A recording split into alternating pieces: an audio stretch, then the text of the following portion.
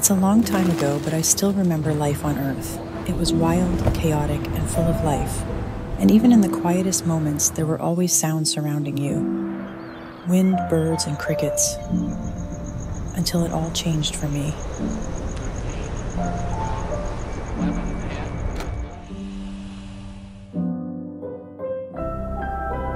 Up here is absolute silence around you.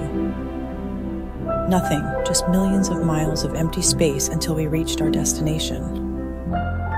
This is the new world that we're going to set our foot on, explore, and build our new home.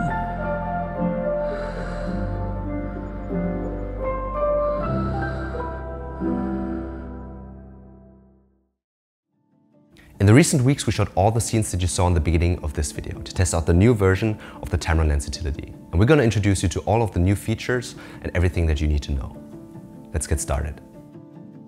The lens utility is a great tool that allows us to customize and remotely control our Tamron lenses. With it, we can customize the functions of the buttons and even the focus ring on the lens to suit our needs. Additionally, we can even control the focus remotely.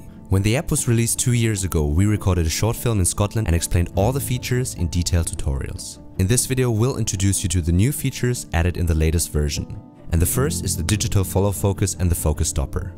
With the app, we can now manually focus directly on the smartphone, allowing us to shift focus without touching the lens.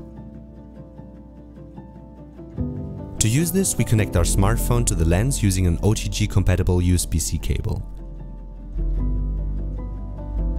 In the app, simply open the DFF tab. DFF stands for Digital Follow Focus. Now we can manually adjust the focus using one of the displayed wheels, and we can also adjust the sensitivity of the wheels with a zoom gesture.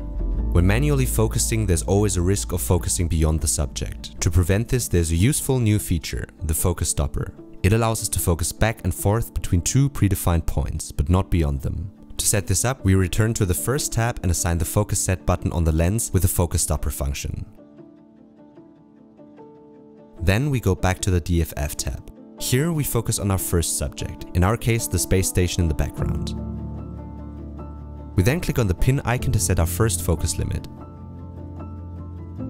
Next, we focus on the person and click the pin icon again. This sets the boundaries of our focus area. Now when we switch focus between these two subjects, the focus won't go beyond these limits. We can also automate the focus transition between the subjects without manually adjusting the focus, as we did in this scene.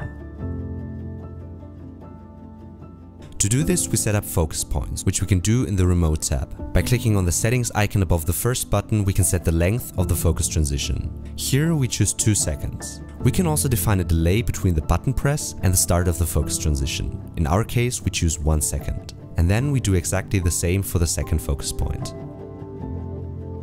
Now we focus on the background. Press and hold the first button for more than a second to save the focus point.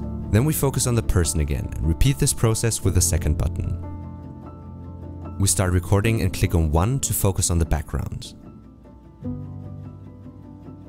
When we now click on 2, the focus transition begins after our predefined delay and then moves to the second focus point.